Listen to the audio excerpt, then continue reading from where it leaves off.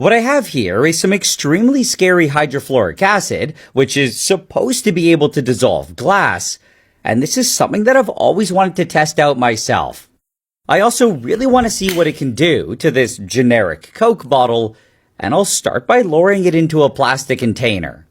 Then, with some special protective gloves, I can slowly add the hydrofluoric acid, and to be clear, working with this much of it is extremely dangerous, where if everything here were to spill on me, I would probably die a relatively slow and excruciating death.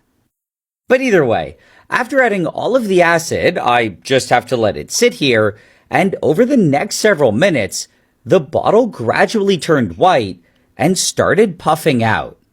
There was also some stuff that started flaking off of it, which, as far as I could tell, was mostly just insoluble calcium fluoride that was forming as the acid reacted with calcium in the glass, and this told me that the acid was definitely working.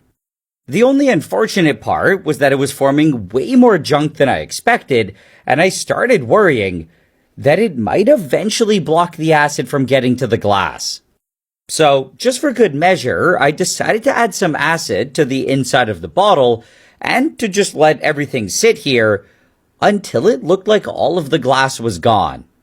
However, even after waiting a week, it really didn't look like too much had happened, and at this point, I kind of just gave up. So I pulled it out of the acid and washed it with a ridiculous amount of water, and this was what I was left with. Just a half-white bottle that, for the most part, still kind of looked like the original Coke bottle, and it really seemed like the hydrofluoric acid had failed, which was honestly pretty disappointing.